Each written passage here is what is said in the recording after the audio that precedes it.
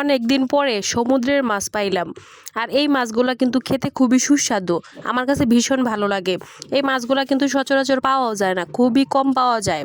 আপনারা কি কেউ চিনেন এটা কি মাছ বলেন তো? হ্যালো এভরিওয়ান, আসসালামু আলাইকুম। যে যেখান থেকে আমার ভিডিওটি দেখছেন আশা করি আপনারা অনেক ভালো আছেন। আলহামদুলিল্লাহ, আল্লাহর রহমতে আমিও বেশ ভালো আছি। আজকে কিন্তু একটি মজাদার রেসিপি করতে চলছি, আর সেই রেসিপিটি কিন্তু খুবই মজার হয়।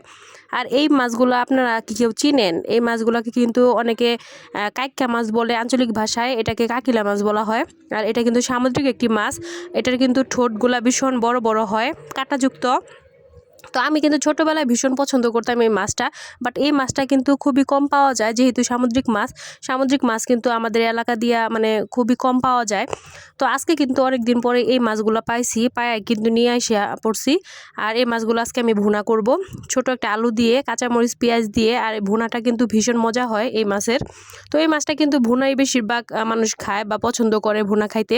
তো এদিকে কিন্তু আমি ভুনা করার জন্য পেঁয়াজ, কাঁচামরিচ সব কিছু কেটে নিয়েছিলাম। তারপরে কিন্তু এখানে প্যানের মধ্যে তেল গরম হওয়ার পরে কিন্তু আমি কাঁচামরিচ পেঁয়াজ দিয়ে ভালোভাবে হালকা ভেজে, তারপরে কিন্তু হলুদের গুঁড়া, মরিচের গুঁড়া, অল্প একটু আদা জিরার পেস্ট সব কিছু একসাথে দিয়ে মশলাটাকে ভালোভাবে কষিয়ে নিয়েছি। কষিয়ে নেওয়া হয়ে গেলে কিন্তু এখানে আমি আলুটা আর মাছটাকেও দিয়ে দিলাম।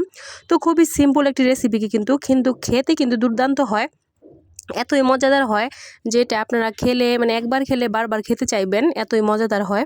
আর এই মাছটা কিন্তু আমার ছোটোবেলা থেকে আমার একটি ফেভারিট মাছ। আর এই মাছটি পেলে কিন্তু আমি প্রায় নিমিষের মধ্যেই 2 থালা ভাত খেয়ে ফেলতে পারি, এতই মজাদার হয় মাছটি।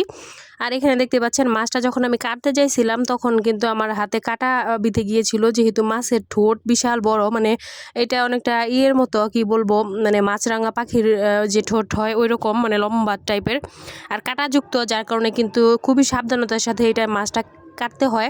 তো মাছটা যখন কাটতেছিলাম তখন একটু এক্সাইটেড ছিলাম যে অনেক বছর পরে মাছটা পাওয়া গেছে, আর আজকে যেহেতু রান্না করব বা খাবো সেই জন্য।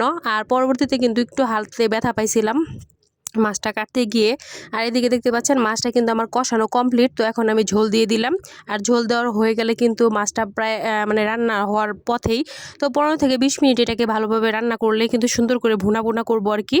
তো একদম মাখো মাখো। আর এদিকে কিন্তু দেখতে পাচ্ছেন সকালবেলা কিন্তু আমি সরিষার শাক আর গরম গরম ভাত খাইছিলাম, আর দুপুরবেলা কিন্তু আমি এই কাকিলা মাছ ভুনা করছিলাম। আর মাছটা খেতে একদম দুর্দান্ত হয়েছিল, যেটা আসলে বলার ভাষা নাই, এতই টেস্টি হয়েছিল। তো আপনারা চাইলেই কিন্তু আমার মতো এই সিম্পলভাবে এই রেসিপিটি ট্রাই করতে পারেন। তো এইভাবে যদি ট্রাই করেন তাহলে আপনাদের মাছ মাংস সব কিছু একদম ফেল হয়ে যাবে, এতই মজাদার হয় এই মাছটি। তো আজকের ভিডিওটি আপনাদের কাছে কেমন লাগলো অবশ্যই কমেন্ট করে জানাতে পারেন। তো আজকের মতো এই পর্যন্তই, সবাই ভালো থাকবেন, সুস্থ থাকবেন, আল্লাহ হাফেজ।